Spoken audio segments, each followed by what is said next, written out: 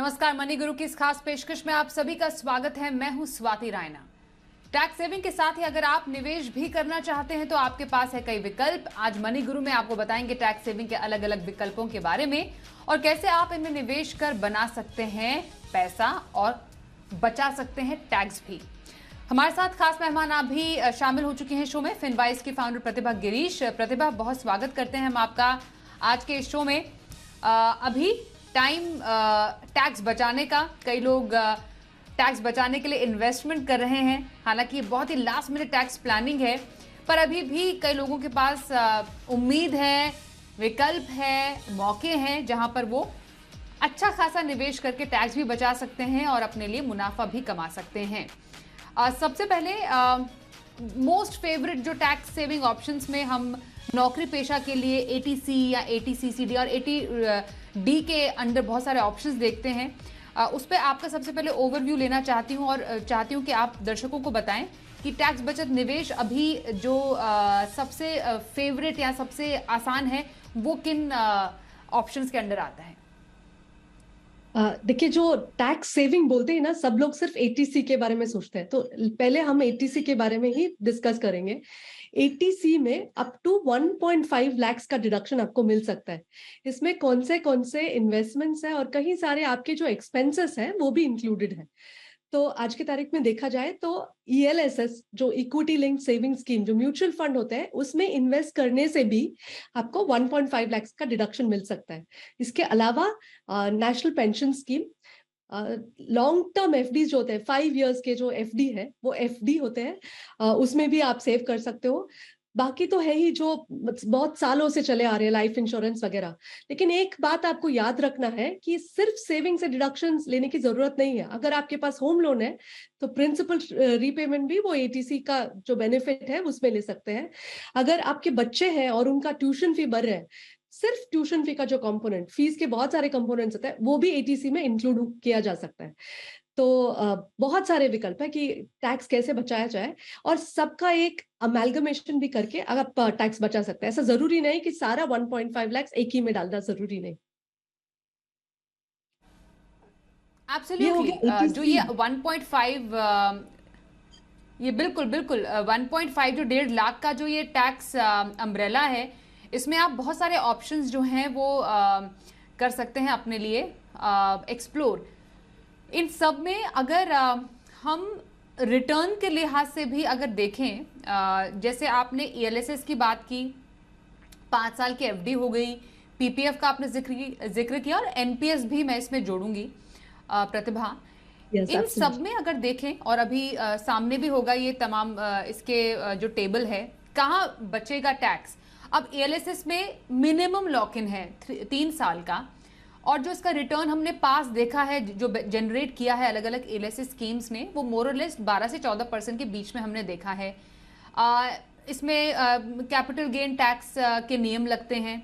वहीं जो एफडी हो गई, वो 5 साल की एफडी अगर हम देखें तो अराउंड 7% वो अभी अट्रैक्ट कर रही है। जैसे हम जो ब्याज दरें हैं बढ़ती देख रहे हैं, तो वो एक अट्रैक्टिव यहाँ पर एक रिटर्न हम जरूर देख पा रहे हैं। यहाँ पर इसमें जो भी टैक्स लगता है वो आपको अपने टैक्स स्लैब के हिसाब से देना पड़ेगा ब्याज पर।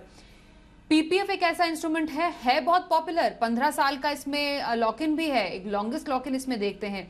पर हाल में जो स्मॉल सेविंग स्कीम्स में जो बदलाव हुए, इसमें पीपीएफ को नहीं छेड़ा गया और 7.1% पर ही इसको रखा गया। ट्रिपल ई बेनिफिट ये एंजॉय करता है ये पर्टिकुलर इन्वेस्टमेंट ऑप्शन। और एनपीएस जो 60 साल तक का निवेश ऑप्शन है, अगर आपको पेंशन लेनी है और इसमें इन्वेस्ट करना है, 8 से 10% का रिटर्न हम देखते हैं इक्विटी पार्ट का, और जिसमें 60% जो रकम है वो तो टैक्स फ्री है। डेफिनेटली 40% आपको एनुइटी भी डालना पड़ता है। इनको अगर अच्छे से स्टडी किया जाए तो रिटर्न के लिहाज से ईएलएसएस ही एक ऐसा ऑप्शन लग रहा है अभी। प्रतिभा, अगर किसी को अभी भी लगभग 3 महीने या 2-2.5 महीने रहते हुए अगर निवेश करना है, तो ईएलएसएस से वो मुनाफा भी कमा सकते हैं और रिटर्न भी ये टैक्स भी बचा सकते हैं। एब्सोल्युटली, ईएलएसएस से वेल्थ भी बिल्ड हो सकता है, क्योंकि वो एक इंस्ट्रूमेंट है जहां पे 100% आपका जो इन्वेस्टमेंट्स है वो इक्विटी में लगेगा। अगर आप पीपीएफ देखेंगे तो वो डेट में पूरा डेट है, एफडी पूरा डेट है, और एनपीएस में रोक टोक है कि 75% 50% उतना ही आप इक्विटी में डाल सकते हो, और ये जो ELSS है वो 100% इक्विटी में है। तो जैसे आपने बताया बहुत खूबसूरती से, चार पैरामीटर्स है जिसमें आपको इवेल्युएट करना है। नंबर 1, लिक्विडिटी में सबसे कम लॉक इन जो पीरियड होता है वो ELSS का होता है। 3 साल बाद आप निकाल सकते हो, सिर्फ 3 साल के लिए लॉक इन है। और PPF के कंपैरिजन में जो 15 साल का लॉक इन है, और NPS में आप जब तक 60 साल के नहीं हो जाते हो आप निकाल नहीं सकते, मतलब पार्शियल विड्रॉ जरूर कर सकते हैं, और 60 साल होने के बाद भी आप पार्शियली ही विड्रॉ कर सकते हो। सो वो लॉक इन के हिसाब से बहुत अच्छा है और बहुत कम है। रिटर्न्स के हिसाब से भी अगर आप देखेंगे तो अच्छे, अगर आपने सबसे बेस्ट फंड चूज किया तो 15-16% भी रिटर्न आ सकता है। आप रोलिंग रिटर्न देखेंगे पिछले 3 साल का, नहीं तो 10-12% रिटर्न आप एक्सपेक्ट कर सकते हो उसमें। सो रिटर्न के हिसाब से बेटर है, लॉक इन के हिसाब से बेटर है, लिक्विडिटी के हिसाब से बेटर है, टैक्स के हिसाब से भी बेटर है।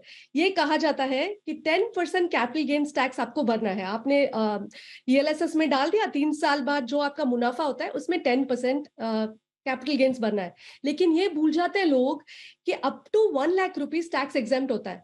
मान लो आपने 1.5 लाख डाला है और 15% भी रिटर्न आया ना, तो वो 65,000 ही आपका मुनाफा होता है। अगर आपका कोई और इक्विटी इन्वेस्टमेंट्स नहीं है तो कंप्लीटली टैक्स फ्री है। सो टैक्स के हिसाब से भी डालते वक्त आपको 80C बेनिफिट, निकालते वक्त भी capital gains up to 1 lakh is exempt.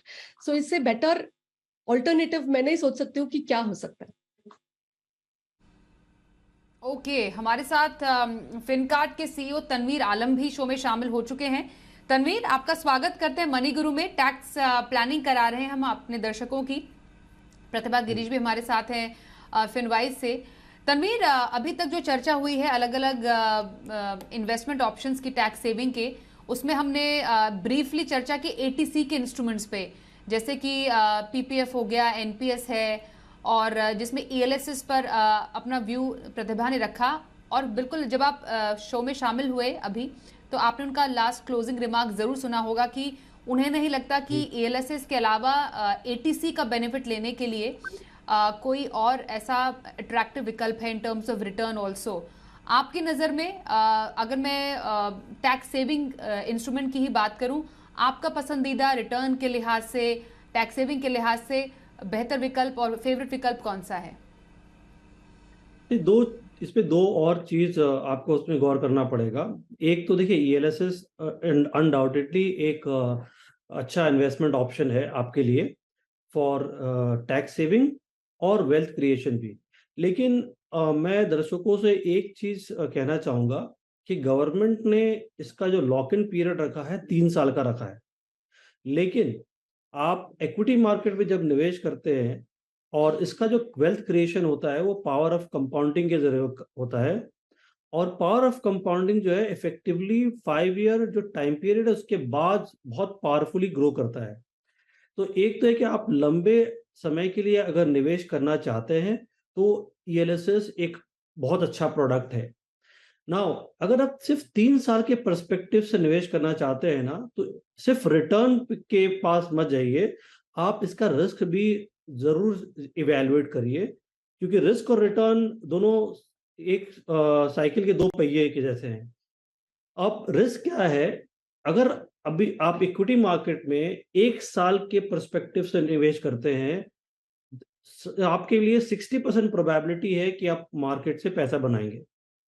जो अगर प्रोबेबिलिटी 3 साल के लिए होती है तो प्रोबेबिलिटी जो इक्विटी मार्केट से पैसा बनाने का वो 75% हो जाता है। जैसे जैसे आपकी अवधि बढ़ती रहती है निवेश की इक्विटी में, आपकी प्रोबेबिलिटी वेल्थ क्रिएशन की ऑलमोस्ट सर्टन हो जाती है।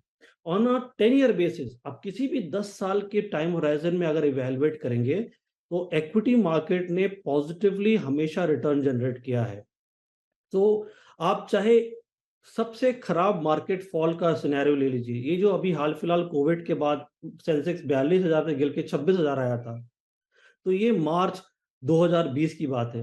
अगर आप 2010 में जाते हैं मार्च में, तो वही सेंसेक्स करीब 10-11,000 के लेवल में था। सिमिलरली अगर आप 2008 के बाद का जो फॉल मार्च 2009 में जो हुआ था, 21,000 से सेंसेक्स गिर के 8,300 लेवल में आ गया था, तो अगर आप 99 मार्च में जाते हैं तो वो सेंसेक्स करीब 3,300 का लेवल में था। सो ये एक चीज जो बहुत क्लियर है कि अगर आप 10 साल की अवधि रखते हैं इक्विटी इन्वेस्टमेंट के लिए, तो आप किसी भी मार्केट वोलेटिलिटी के रिस्क को मिटिगेट करते हैं, खत्म कर देते हैं, और आप वेल्थ क्रिएशन आपके लिए बहुत सर्टेन हो जाता है। तो अगर आप ईएलएसएस में निवेश कर रहे हैं, तो गवर्नमेंट के बताए हुए लॉक इन को ध्यान में ना रखें सिर्फ 3 साल का। अगर 3 साल में पैसा बन जाता है, आप अपने आप को लकी मानिए, लेकिन आप लॉन्ग टर्म परस्पेक्टिव से ईएलएसएस निवेश करिए, खास करके ऐसे मौके में जहां पर हम ग्लोबल अनसर्टेनिटीज देख रहे हैं। निवेशकों से ये मेरी रिक्वेस्ट रहेगी कि पिछला रिटर्न देख के सिर्फ इन्वेस्ट ना करें। दूसरी बात, और इक्विटी मार्केट जो पिछले 2-3 साल में रिटर्न आया 15%, 16% का, उससे कैरिड ना हो। देखिए, इक्विटी मार्केट का सिंपल थंब रूल है कि आने वाले समय में जो इंडिया का जीडीपी ग्रोथ रेट रहेगा, मान लीजिएगा से 6.5 होता है एवरेज, 5-6 साल में एवरेज भी, और जो इन्फ्लेशन रहेगा वो अगर आप ऐड करते हैं, वो एक नॉमिनल इक्विटी मार्केट का रिटर्न आएगा। वही इक्विटी मार्केट की रिटर्न आप उम्मीद लगा सकते हैं फ्रॉम फ्रॉम ईएलएसएस। तीसरी बात, जो बहुत इंपॉर्टेंट बात मैं कहना चाहूंगा, बहुत से लोगों को क्या होता है कि वो रिटायरमेंट के गोल को के लिए सेव नहीं कर पाते।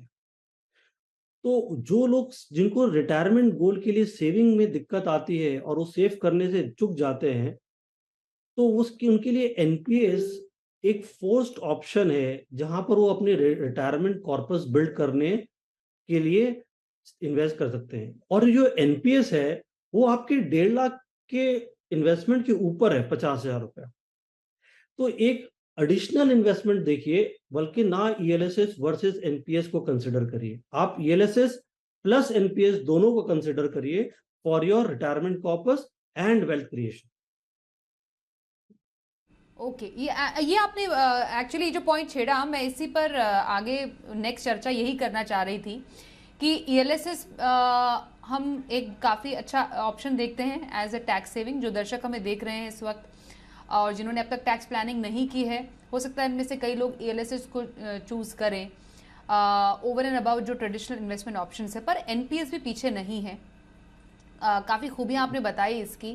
80cc/D के तहत इसमें छूट मिलती है और 2 लाख की अतिरिक्त छूट का फॉर्मूला अभी हम आपको दिखाने वाले हैं कि इसमें कैसे आपको 2 लाख की अतिरिक्त छूट भी मिलती है। दैट इज 80cc/D1 में 50,000। दैट मीन्स आपकी कुल जो छूट है वो 1.5 लाख प्लस 50,000 2 लाख हो सकती है।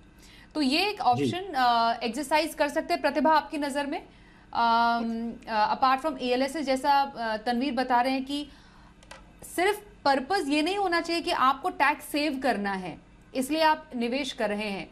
आपका ईएलएसएस में निवेश एक मीडियम टू लॉन्ग टर्म का वेल्थ क्रिएशन का निवेश हो, जिसमें आपको डेफिनेटली अगर ज़रूरत पड़े तो आप उसमें 1.5 लाख की छूट भी ले पाएं।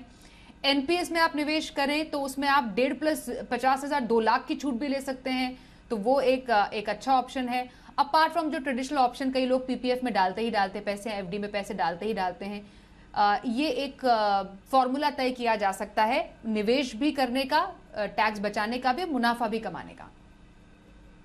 एब्सोल्युटली, मैं मानती हूँ कि ये जो एनपीएस है वो पोस्ट सेविंग एक हो जाता है और काफी रकम बड़ा हो सकता है।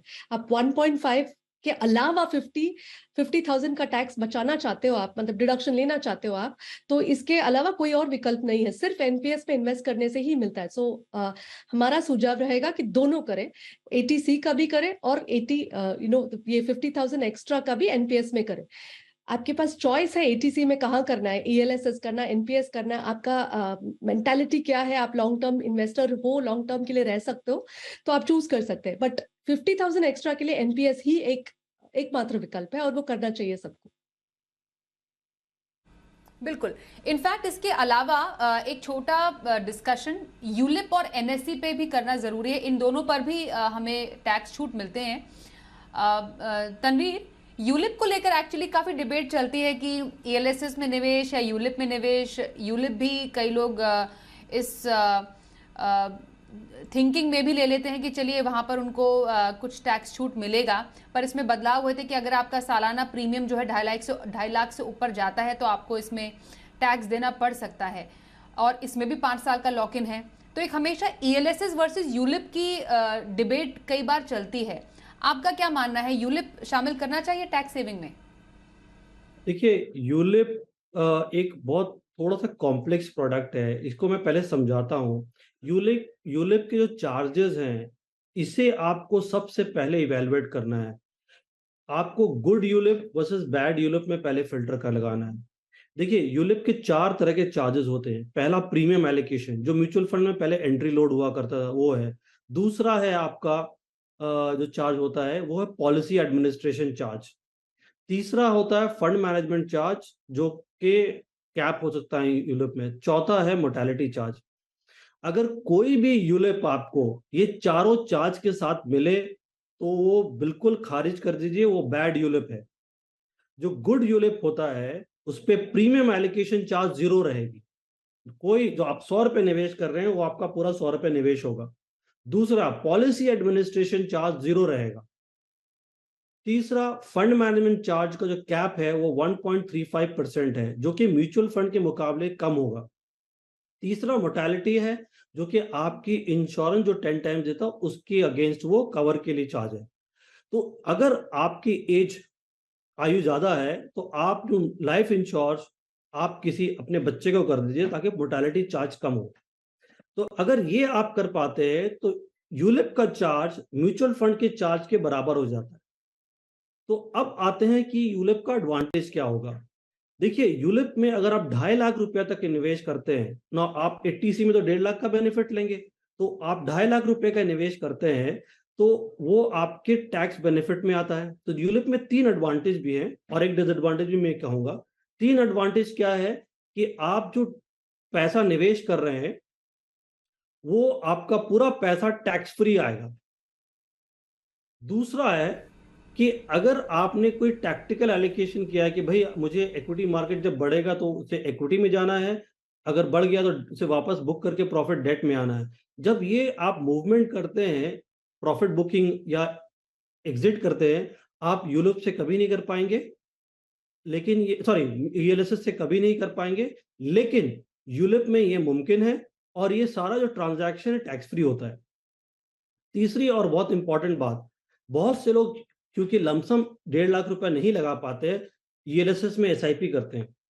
अगर आप ईएलएसएस में एसआईपी करते हैं, आपको याद रखिए आपका हर एक इंस्टॉलमेंट 3 साल के लॉक इन होता है।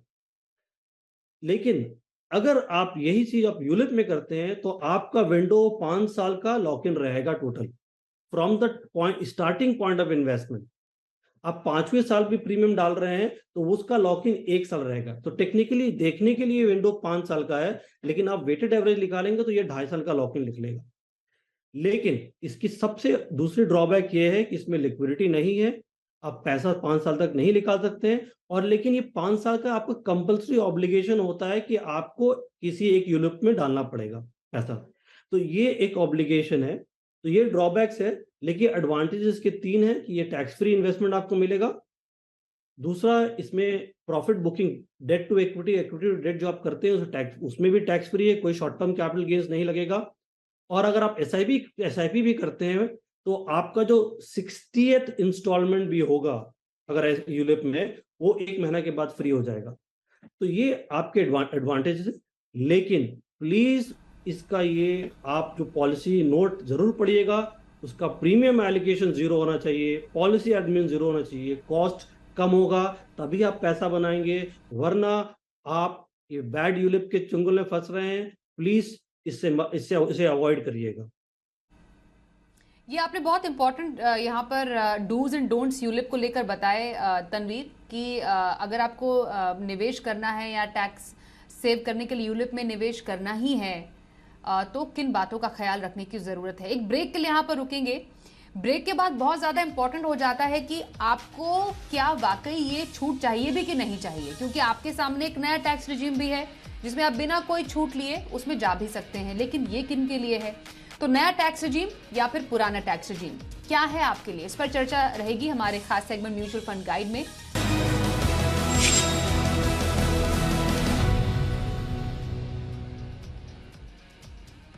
तो म्यूचुअल फंड गाइड में आज हम समझने वाले हैं नया टैक्स सिस्टम या फिर पुराना टैक्स सिस्टम आपके लिए रहना किस में सही है। फिनवाइज की फाउंडर प्रतिभा गिरीश और फिनकार्ट के सीईओ तनवीर आलम हमारे साथ हैं।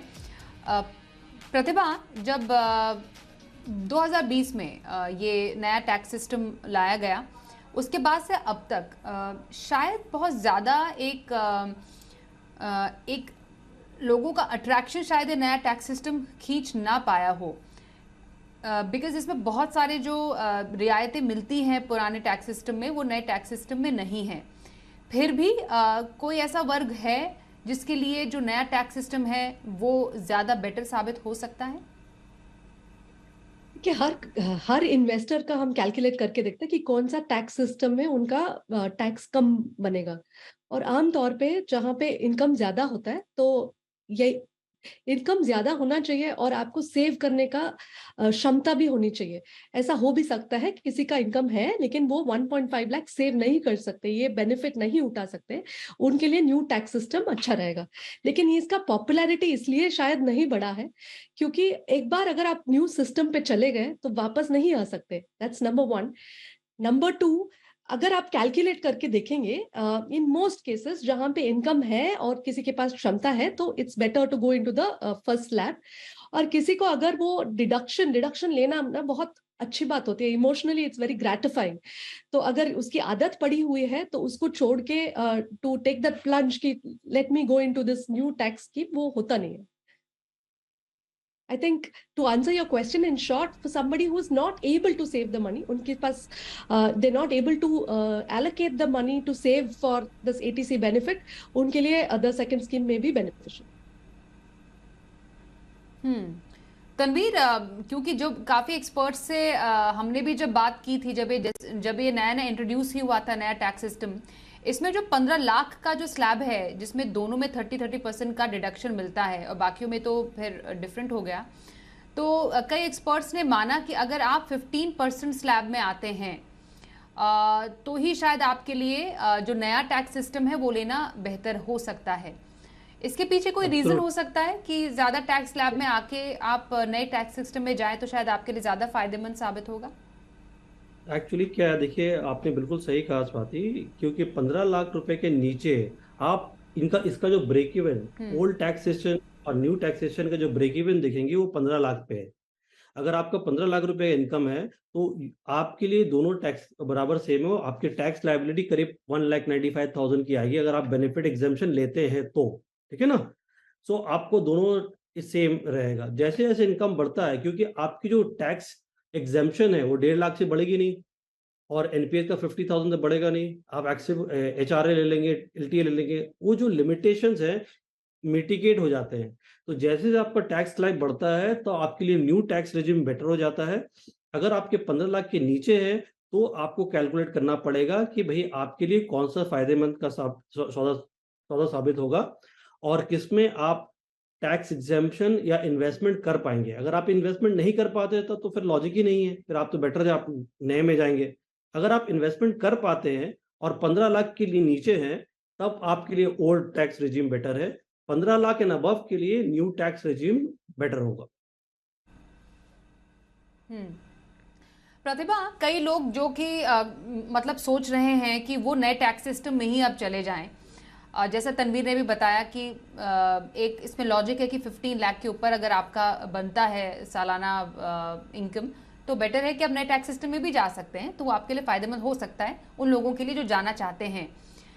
लेकिन कई लोग बहुत जगह पे मानिए इन्वेस्ट कर रहे हैं जो नॉर्मली एटीसी में जिनको फायदा मिलता है, वो ऐसे तमाम इन्वेस्टमेंट्स का क्या करें फिर?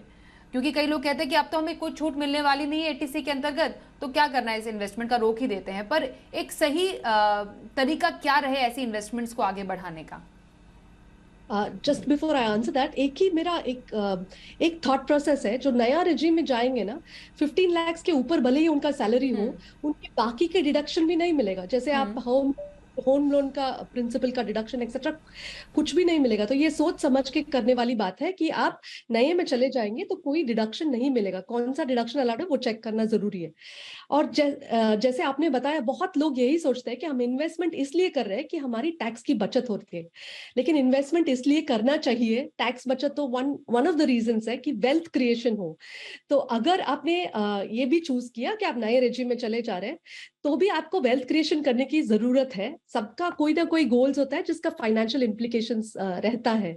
तो बिना टैक्स का बचत हुए भी आप वेल्थ बना सकते हो, इसके लिए आपको लगे रहना चाहिए। जो इन्वेस्टमेंट व्हीकल आपने चूज किया उसमें रहेंगे तो आपको बहुत अच्छा कॉर्पस मिल सकता है टाइम बाद। अगर आपने पीपीएफ भी चूज करके इन्वेस्ट कर रहे हो तो वो एक प्रैक्टिस जैसा हो जाता है और आपको काफी बड़ा रकम मिलता है। इवन एट 7.1% वो कंपाउंडिंग का मैजिक आपको देखने को मिलेगा।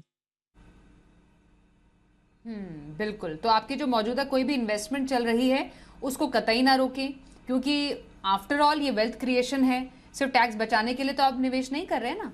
तो इन बातों का ख्याल रखने की जरूरत है अगर आप ये सोच रहे हैं कि आपको एक नए टैक्स रिजीम में जाना चाहिए जिसमें कम से कम एटीसी के बेनिफिट्स आपको नहीं मिलेंगे। बहुत धन्यवाद करेंगे हम प्रतिभा आपका और तनवीर आपका भी हमारे साथ मनी गुरु के आज के इस कार्यक्रम में शामिल हुए और लोगों की टैक्स प्लानिंग में उनकी मदद की आपने।